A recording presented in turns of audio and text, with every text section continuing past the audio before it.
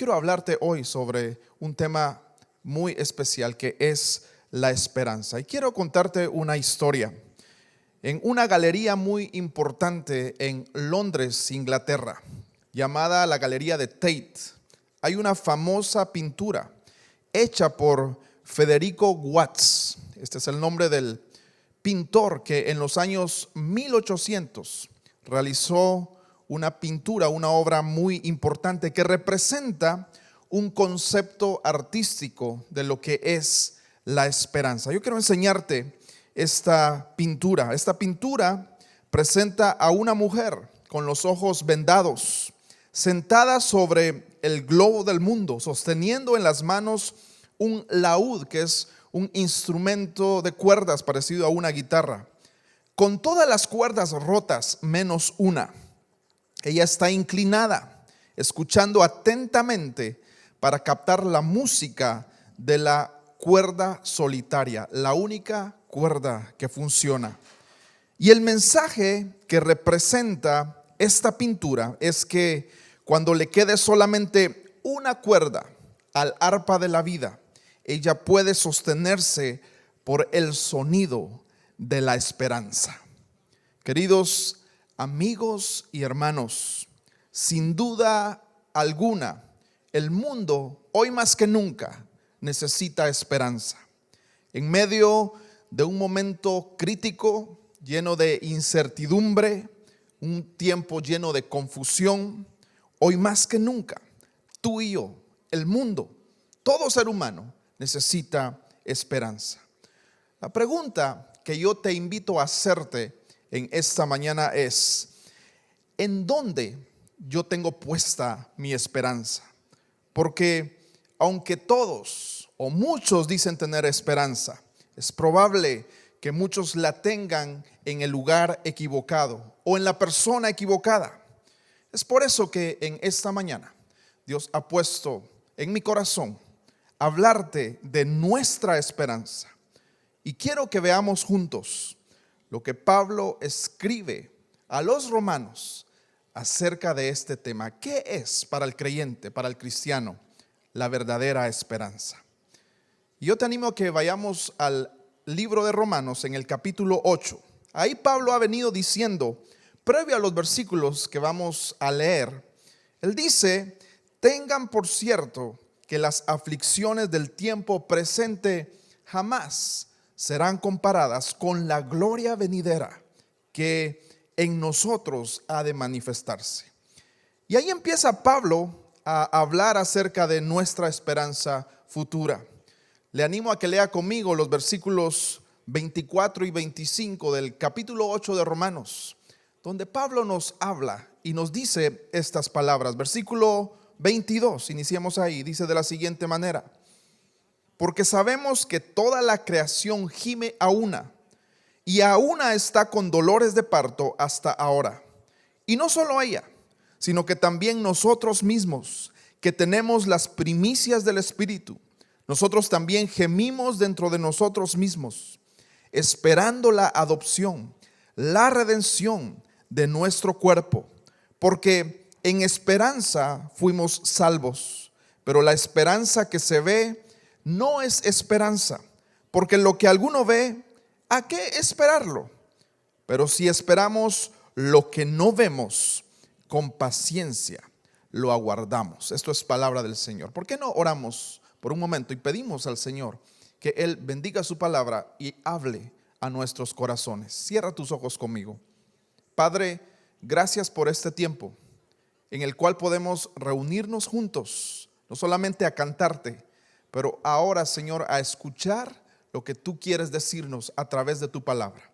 Yo te pido, Señor, que sea tu Espíritu Santo hablando a cada uno de nosotros. Perdónanos, porque muchas veces te fallamos con pensamiento, con acción, con palabras, pero hoy nos humillamos delante de ti. Limpia nuestros corazones y que vengamos con un corazón humilde, no creyendo que lo sabemos todo, sino más bien, Señor, dispuestos a crecer, porque tu palabra es viva y eficaz y más cortante que toda espada de doble filo. Haz lo que tú quieras hacer en medio de tu pueblo.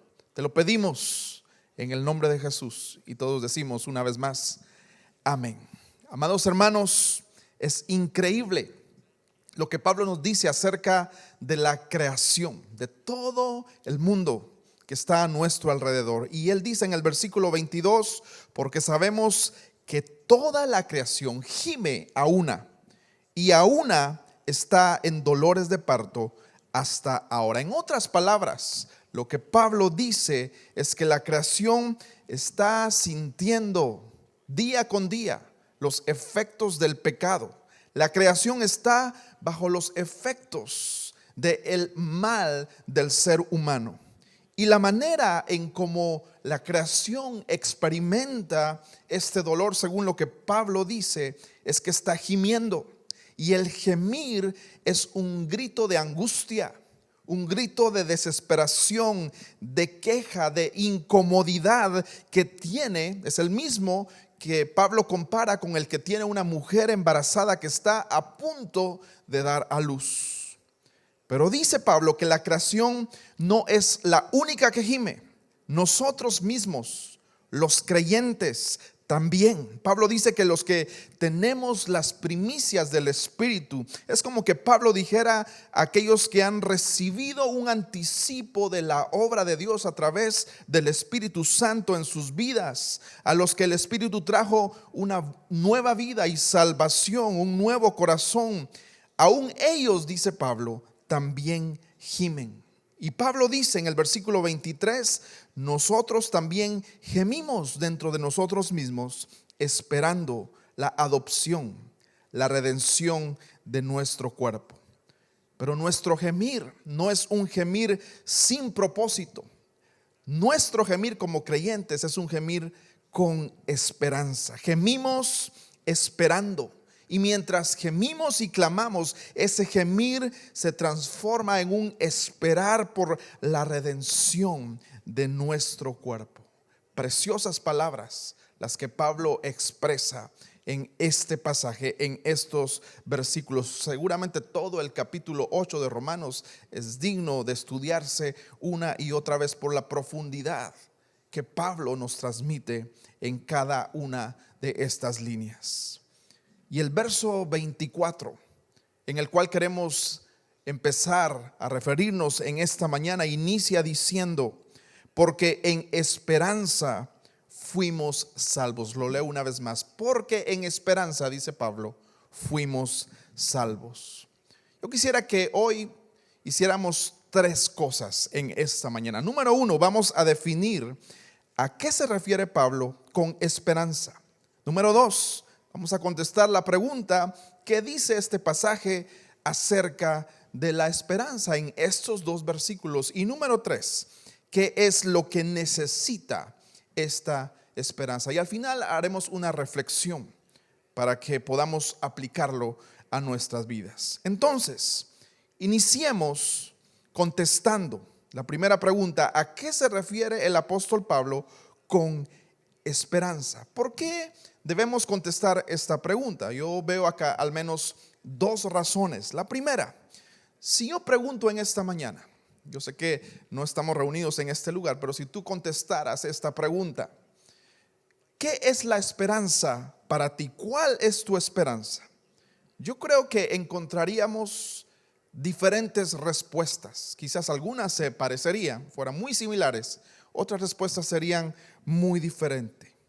Tal vez algunos entienden la esperanza como algo en sí mismo, pero como creyentes, ¿qué es lo que verdaderamente Pablo, a qué se refiere Pablo al hablar de la esperanza?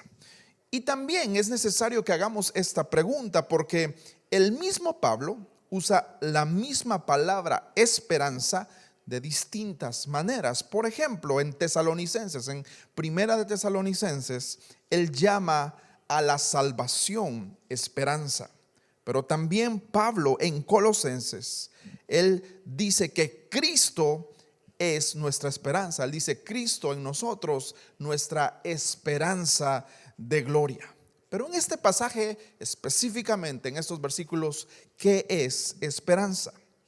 Es importante que podamos ver el contexto y entender el significado a la luz de lo que él ha venido diciendo en los versos previos. Y yo te animo a que tú leas estos versículos previos ahí en tu casa posteriormente. Pero vamos a tomar los versos previos para ver qué es lo que tiene Pablo en mente cuando usa acá la palabra esperanza. Por ejemplo, si tú ves en el versículo 18, él habla de esperanza como la gloria venidera. En el versículo 19 habla de la manifestación de los hijos de Dios, pero también dice en el versículo 21 y habla de la libertad gloriosa de los hijos de Dios. Finalmente, en el versículo 23 habla de la redención de nuestro cuerpo en un tiempo futuro. 4 cosas que vemos acá. Y a todas estas realidades, a estos eventos futuros, beneficios que son una promesa para el creyente, Pablo los llama a todos nuestra esperanza. Es cierto, él llama a la salvación esperanza, él llama a Cristo como nuestra esperanza, pero acá él llama esperanza a la gloria venidera, a lo que vendrá para nosotros. Y él específicamente habla de estas cosas, de la manifestación de los hijos de Dios, de la libertad gloriosa de los hijos de Dios y de la adopción, que es la redención de nuestros cuerpos. Podríamos decirlo de esta manera: la salvación es una esperanza para el creyente porque no vamos a morir. Cristo es nuestra esperanza porque Él es quien nos ha salvado de la muerte eterna. Pero también la manifestación final, el tiempo futuro al cual tú y yo iremos, es una esperanza porque viviremos con Dios por la eternidad. ¿No es esa una gran esperanza? Y a eso es lo que Pablo se refiere en esta mañana, en estos versículos. Así que yo quiero decirlo de alguna manera resumida para que nos quede claro el día de hoy. Pablo dice en este pasaje que la esperanza es la salvación que Cristo aseguró con todos sus beneficios, incluyendo la vida futura. Podríamos decirlo también de esta manera: para el cristiano, para ti y para mí, los que hemos creído en Cristo como nuestro único y suficiente Salvador, la esperanza es la salvación que Cristo compró con todos sus beneficios que ahora disfrutamos de una manera parcial en esta tierra, pero en el futuro la recibiremos de una manera completa, una manera total y absoluta. Dicho en palabras más simples aún, si alguien quizás te pregunta a ti, alguien que no cree en el Señor, y te dice, especialmente en estos tiempos, si te hace la pregunta, ¿qué es esperanza para ti? Usted puede responder esto: una definición cristiana de la esperanza es la siguiente: esperanza en Cristo, quien murió por nosotros para salvarnos y para darnos un futuro con Él. Empieza con Cristo, porque Cristo es nuestra esperanza. Lo repito una vez más: esperanza es Cristo. Empieza con Cristo, quien murió por nosotros para salvarnos y para darnos un futuro eterno con Él. Cristo es nuestra esperanza. Entonces, después de haber definido y contestado la primera pregunta, ¿cuál es nuestra esperanza?, el segundo punto nos ayudará a ver en este pasaje y entender qué dicen estos versículos acerca de la esperanza. Yo creo que la palabra es clara. El verso 24 no necesita mucha explicación. Lo vamos a leer una vez más. Dice así: porque en esperanza fuimos salvos, pero la esperanza que se ve no es esperanza, porque lo que alguno ve, ¿a qué esperarlo? Y pareciera como que Pablo está haciendo un juego de palabras, las mueve de manera gramatical. Pero yo te pregunto en esta mañana, si tú estás esperando algo, tú esperabas algo, pero lo que esperabas ya ha llegado, ¿lo seguirías esperando? La respuesta es no, porque lo esperamos mientras no lo tenemos. ¿Qué dice Pablo acerca de esta esperanza? Dice que no se ve, porque si lo vieras ya no sería esperanza. Así que la esperanza, por definición, tiene que ver con algo que esperas, algo que tú anhelas recibir en el futuro, pero que aún no ha llegado. Por eso Pablo dice, la esperanza no se ve, no la podemos ver porque es algo que vendrá. Una buena pregunta sería, ¿y por qué no se ve? Porque esta esperanza es algo que está aún pendiente de manifestarse. Es algo que está en el futuro, todavía no ha llegado y por eso no la vemos. Nuestra libertad gloriosa que tendremos algún día, nuestra futura glorificación, nuestra adopción y redención cuando ya no estemos en estos cuerpos llenos de corrupción, es una promesa, una futura promesa que está por cumplirse. Todavía no se ha cumplido, pero cuando llegue ese día, la veremos y en ese momento dejará de ser una esperanza porque será algo real en nuestras vidas.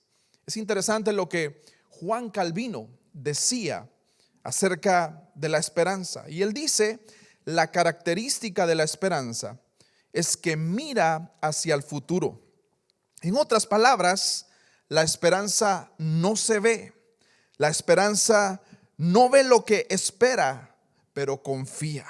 Como el novio que no ve a la novia, está en el altar esperando por ella, pero confía de que la novia vendrá. Siempre llegan tarde, pero él sigue confiando y en el momento menos esperado, ella llegará. O como el niño, aquel niño que ansioso espera a su padre que le ha prometido comprarle un helado. Él está contando los minutos para que su padre llegue del trabajo y aunque no lo ve, él confía y está seguro que su padre llevará y que le dará lo que él le ha prometido. O como la mamá que no ve a su bebé que está a punto de nacer dentro de su vientre. Eso es lo que dice Pablo en este pasaje y contesta nuestro punto número 2. Pablo dice, la esperanza es algo que no vemos, pero que seguramente viene. Y esto nos hace ir al siguiente punto. Ahora vamos a contestar según este pasaje, ¿qué necesita esta esperanza? Mira conmigo el versículo 25 que dice así, pero si esperamos lo que no vemos, con paciencia, dice Pablo, con paciencia lo aguardaremos. ¿Qué es lo que se necesita para tener esta esperanza? Esta esperanza necesita lo que muchas veces no nos gusta y es tener mucha paciencia. Hay otras versiones que dicen endurance en inglés, resistencia. Paciencia, resistencia es lo que necesita nuestra esperanza para seguir. Aquí está la esperanza, pero para que esta esperanza se mantenga firme, necesitamos soportarla con paciencia cada día. La paciencia la sostiene y me parece a mí que hay una relación mutua entre la paciencia, por un lado, y la esperanza. Es decir, pareciera que ambas necesitan alimentarse la una a la otra. La paciencia necesita de la esperanza y la esperanza también, asimismo, necesita de la paciencia. Escuche lo que el autor de Hebreos dice acerca de las promesas. Hebreos capítulo 6, versículo 12 nos dice de la siguiente manera, a fin de que no os hagáis perezosos, sino imitadores de aquellos que por la fe y la paciencia heredan las promesas. Note acá que él pudo haber dicho, por la fe recibirán las promesas, pero él, además de la fe, añade paciencia. Por la fe y la paciencia heredan las promesas. Así que una buena pregunta sería, ¿cómo un creyente hereda las promesas? Y la respuesta la da Hebreos diciendo, con fe, pero también con paciencia. ¿Qué es lo que necesita entonces nuestra esperanza? De acuerdo al versículo 25 de nuestro pasaje, necesita resistencia, necesita paciencia. Es decir, lo que sabemos que tenemos en el futuro nos da esperanza. Y esa esperanza, para que continúe firme, necesita paciencia. Y esto pareciera un un juego de palabras, pero escuche, la paciencia se alimenta de esperanza, porque si la paciencia supiera que no hay nada en el futuro, si usted tuviera paciencia por nada, entonces la paciencia se rendiría, no seguiría luchando. Por eso vemos una relación mutua, y Pablo las menciona. Cuán importante para mantenernos con esperanza es ser pacientes. Amado hermano, en esta mañana yo te animo a que tengas paciencia, espera con paciencia, resiste. Por eso el Salmo 40 nos dice: pacientemente esperé a Jehová y él me oyó y me libró de todos mis temores. Pacientemente esperé a Jehová y él me oyó y me libró de todos mis temores. Ahora yo quiero hacer, después de haber contestado estos 3 puntos, hacer una observación sobre este pasaje. Si usted mira estos 2 versículos, solamente el 24 y el 25, y usted tiene la oportunidad de estudiar el texto original, nos daremos cuenta y descubriremos que la palabra usada para esperanza, o al menos la raíz de esta palabra, en estos 2 versículos aparece 5 veces. No es así en el idioma español e inglés, pero en el original aparece 5 veces, y aparece 3 veces como un sustantivo y 2 veces como un verbo. Y esto es importante porque nos ayudará a entender esta realidad para bíblicamente comprender un poco más acerca de cómo funciona esta esperanza en la vida del creyente. Aunque suena confuso, pero déjeme explicarlo. Piensa en la esperanza como algo fuera de nosotros, que aún no tenemos, pero también como algo dentro de nosotros. ¿Cómo es esto? Esta esperanza de la que Pablo está hablando en esta mañana, la esperanza cristiana, es una realidad externa. No está en nosotros porque pertenece al futuro, pero se experimenta. Tú y yo la podemos experimentar realmente en nuestro corazón, en nuestro interior. Y esa realidad con la cual tú y yo vivimos nos anima y nos mueve a esperar. Le pongo un ejemplo. Quizás yo puedo estar enfermo. Imaginemos que yo estoy enfermo y acá tengo la cura, la inyección con la medicina. Pongamos el ejemplo de que esto es la cura, la medicina que me ayudará a sanar la enfermedad. Aquí está lo que me va a sanar. Aquí está mi esperanza. Pero porque sé que tengo esto, y cuando yo alcance esto, seré sano, entonces dentro de mí yo experimento algo. Así que una realidad interna que es la medicina, aunque no le haya alcanzado, producirá en mí una realidad en mi corazón, una experiencia interna. La esperanza de estar con Cristo es una realidad objetiva, es como la medicina. Sabemos que algún día estaremos con Él cara a cara, con cuerpos glorificados, en otro lugar, en la presencia del Señor. Pero mientras ese momento llega, tú y yo podemos experimentar con confianza en nuestros corazones que eso es una realidad certera. Por eso podemos hablar de la esperanza como algo que anhelamos, algo externo, pero también como algo que sentimos en nuestro corazón. La esperanza es algo que pasará en el futuro, pero es algo tan seguro que se transforma en nosotros en algo que nos mueve, en algo que nos sostiene cada día, en algo que nos motiva. La esperanza es como el combustible que nos mueve a hacer algo, que nos mueve a estar en paz, a estar en tranquilidad, pero expectantes. Nos mueve a confiar y vivir cada día para la gloria de Dios. Qué gran verdad la que Pablo nos dice en estos versículos. Y mi pregunta final es: ¿cómo tú y yo podemos aplicar esta verdad en el día de hoy, en nuestras vidas diarias? Nuestros ojos, sin duda alguna, en estos días, lo que ven a nuestro alrededor no es algo muy agradable. Nuestros ojos ven pandemia, nuestros ojos ven crisis, Nuestros ojos ven distanciamiento social, cuarentena, muertes, enfermos, hospitales llenos, cancelaciones de trabajo, pérdidas de trabajo, cancelaciones de escuela y muchas cosas más. Podríamos seguir con una lista interminable. Estas cosas pueden producir miedo en nuestros corazones, incertidumbre y angustia. Y algunos pueden decir: yo no puedo ver más allá de la realidad negativa, grande, difícil que estamos viviendo, que mis ojos ven el día de hoy. ¿Dónde está la esperanza? No la puedo ver. Algunos, de hecho, han dicho: ¿dónde está Dios? No puedo ver cómo Él está obrando en medio de todo esto. Es imposible tener esperanza. Y pareciera ser que la realidad no es nada positiva, no es tan prometedora. Esto, lo que ven nuestros ojos, parece ser más cierto, parece ser más dominante y más determinante para muchas personas.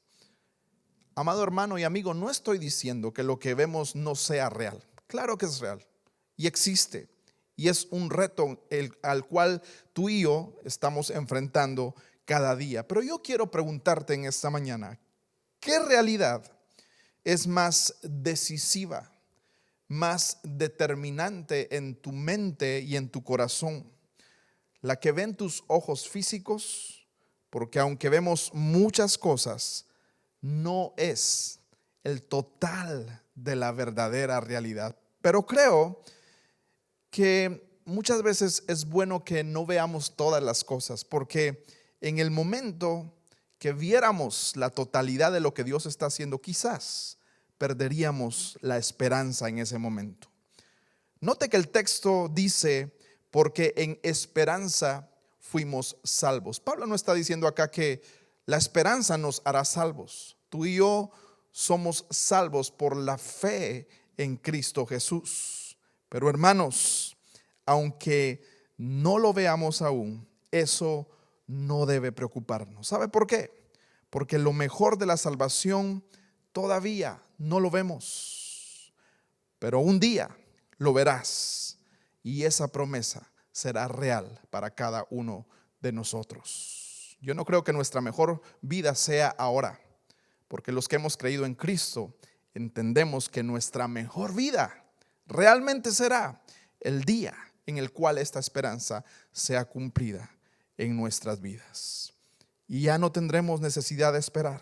Ya no necesitaremos más esperanza, porque dejará de ser una esperanza, porque estaremos entonces con nuestro Dios. En teología hay un término muy usado para hablar de esto, y este término dice, esta frase dice: ya, pero todavía no del reino. El ya, pero todavía no del reino. ¿Cómo podemos explicar esto? El reino de Dios se ha acercado. Jesús ha venido. En Cristo Jesús, Él se acercó a esta tierra. El reino se ha inaugurado, por decirlo de alguna manera. Pero el reino aguarda para su confirmación final, completa y visible, el día en que Cristo regrese en gloria por cada uno de sus hijos, por su iglesia. Y quiero ponerte un ejemplo. Yo sé que a muchos, especialmente hombres, bueno, también mujeres, les gusta el deporte. A mí me encanta el deporte. Y años atrás era algo común que yo fuera a los partidos de fútbol en mi país, más que en este país, aunque en este país también. Pero podemos tener muchas experiencias de ir a un estadio y entrar a ver a un juego, a tu equipo favorito. Y yo sé que a muchos les ha encantado esta experiencia, pero para ir a un estadio y para ver finalmente a tu equipo jugar un juego, tú tienes que pasar un proceso. Primero tienes que buscar el ticket de la entrada. Cuando ya lo tienes, en aquellos tiempos tenías que hacer grandes filas para poder ingresar al estadio. Cuando finalmente tú ingresabas al estadio y ya tenías tu ticket contigo y entrabas por esa puerta, podías decir que ya lo habías logrado. Estabas adentro, ya estás en el estadio, pero todavía no estabas abajo, allá donde tú estarías sentado viendo el juego. Y así es con nosotros, amados hermanos, los que hemos creído en el Señor. Ya tú eres de Cristo, es real. Has sido salvado por fe y por la misericordia y gracia de Dios. Eres un hijo, eres una hija de Dios. Dios te ha rescatado, te ha sellado con su Espíritu Santo. Pero hay una parte de esa experiencia que nos espera, una manifestación aún gloriosa que está por venir. Así cuando tú entrabas al estadio y das el primer paso, pero todavía tienes que llegar a tu lugar final, de la misma manera es cuando tú vas al Señor, vienes a los caminos del Señor, pero todavía estamos esperando ese día glorioso en el cual le veremos cara a cara. Algo así pasa también como cuando tú vas con tus hijos camino a cualquier lugar, quizás a un parque de diversiones, y ellos saben que están a punto de llegar. Y los niños suelen preguntar: ya vamos a llegar, papá, ¿cuánto falta? Y generalmente hacen esa pregunta cuando tú les dices: estamos cerca, ya nos falta poco. Ellos preguntan eso 15, 20, 30 veces. Y aunque tú ves el lugar cercano y ves el parque de diversiones ahí y estás cerca, sabes que aunque ya estás ahí, aún no estás dentro de ese parque. Nosotros, los creyentes, ya hemos llegado, pero esperamos llegar a la manifestación gloriosa de ver a Cristo, a nuestro Señor, cara a cara. En esta mañana, querido amigo que nos ves y querido hermano en Cristo, lo que yo quiero decirte hoy es: veas lo que tú veas hoy a tu alrededor, tú puedes confiar y tú puedes tener esperanza, porque hay una esperanza gloriosa que Cristo ha prometido para nosotros. Esta esperanza, y ya lo mencionamos, pero es como aquella mujer que tiene a un bebé en su vientre y que sabe que su bebé viene pronto, pero sus ojos todavía no lo ven. Ella espera a su bebé, tiene esa confianza de que algún momento, y mientras los dolores son más fuertes, ella tiene esa confianza y esperanza de que verá finalmente, podrá abrazar a su hijo amado. Tú puedes confiar, aún si todo esto de la pandemia se pusiera más complicado y llegara a un momento mucho más crítico de lo que estamos viviendo hoy. Y no es que esperemos eso, oramos y clamamos al Señor porque esto termine pronto. Pero si aún eso sucediera, yo te aseguro que en su sabia y divina providencia, Dios, siendo un Dios soberano, y esto aunque se convirtiera en algo insostenible en muchos sentidos de nuestra vida, yo quiero recordarte que tu esperanza no está en las circunstancias, no está en lo que suceda mañana, si esto acaba o no acaba. Tu esperanza es veraz, es real, aunque no la puedas ver el día de hoy, porque es algo futuro. Pero el hecho de que sea algo futuro no quiere decir que no sea real. Tú puedes tener esperanza, hermano. No temas, porque el Señor está contigo.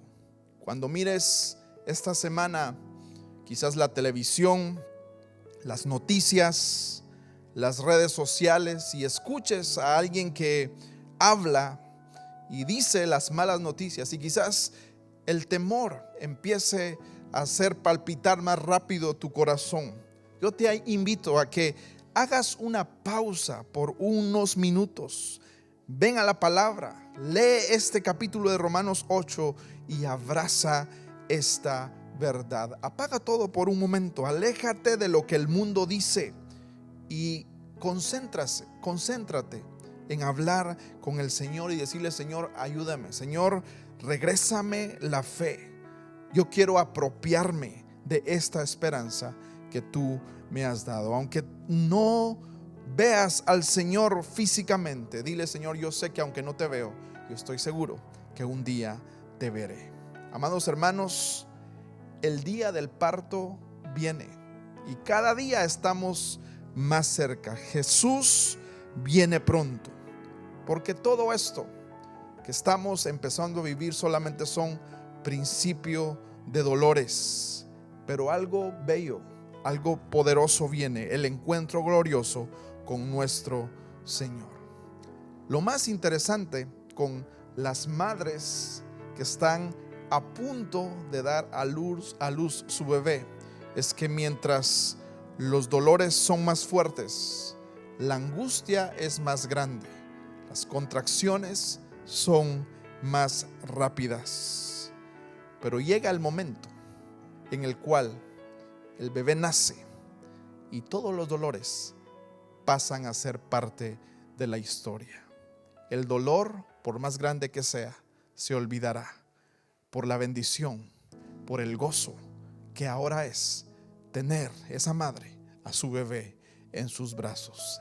Ese día viene, el día en el que nosotros dejaremos de tener aflicción y estaremos por siempre en un gozo perfecto, el gozo que solamente tendremos en el Señor al estar con Él cara a cara. Así que yo te animo a que hoy vivamos con esperanza y con la plena confianza de que no estamos solos, porque Dios está con nosotros. ¿Por qué no oramos y pedimos al Señor en esta tarde que Él fortalezca nuestros corazones, a aquellos corazones que quizás han perdido la fe y la esperanza, que han puesto sus ojos en las circunstancias que están hoy trayendo opresión, trayendo preocupación a nuestras vidas? Y que no nos olvidemos, especialmente si tú ya crees en el Señor, que nada de esto es para siempre, porque estaremos acá solamente unos años, pero nuestra verdadera gloria, nuestro verdadero futuro está ahí arriba con nuestro Dios Todopoderoso. En Él esperamos y Él trae paciencia a nuestros corazones. Oremos al Señor.